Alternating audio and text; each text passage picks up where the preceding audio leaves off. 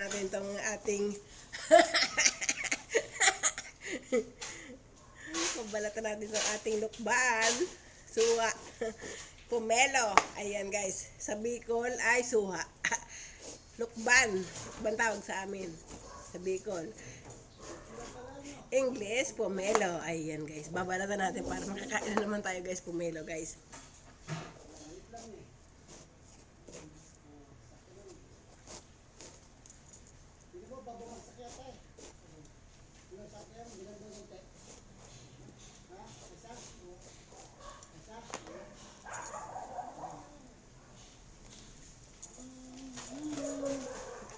Masakit sa daliri. Masakit sa daliri. Ayan na guys. Kailangan balatan to para makain. Kasi pag di mo binalatan, di mo makakain to guys. Ilang araw na to sa lalagyan guys. Ako lang naman mahilig kumain ng prutas dito guys. Yung anak ko ayaw. Bihira siya kumain ng prutas. Kasi guys, galaki ako sa bukid guys. Maraming prutas doon sa bukid ng tatay ko sa Pasakaw. Laki ako sa bukid. Sa kagubatan ng Pasakaw. Maraming prutas na maakyat. Ayan guys. Parang ang laki ng balat.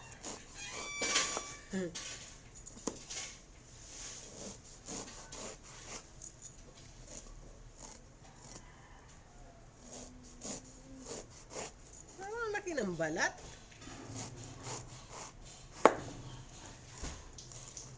Tikman natin.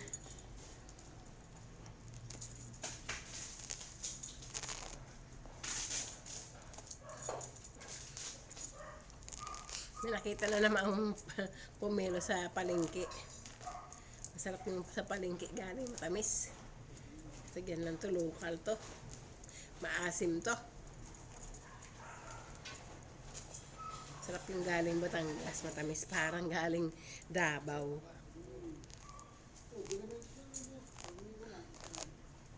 Yan guys. Tapos na nating balatan ang ating suwa.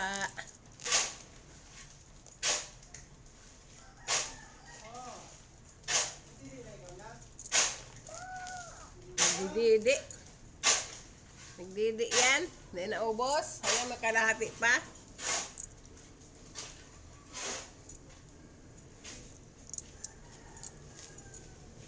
Yan guys, kakain na naman tayo guys ng ating prutas.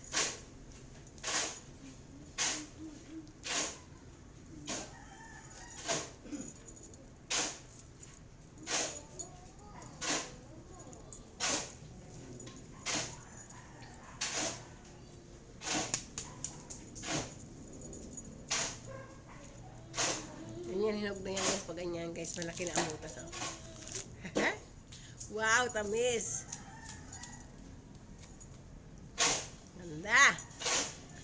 Manada guys kung okay ang lasa guys. Yummy. Gusto mo kain ka ni Be? Do you like it this? Mm.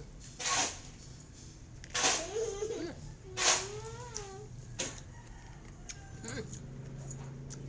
Harap. Medyo maasim pero matamis-tamis.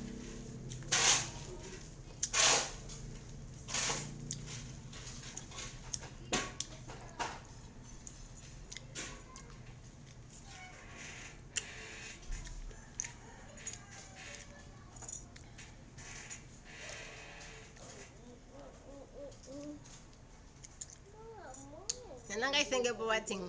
See you in my next video. Thank you mga idol.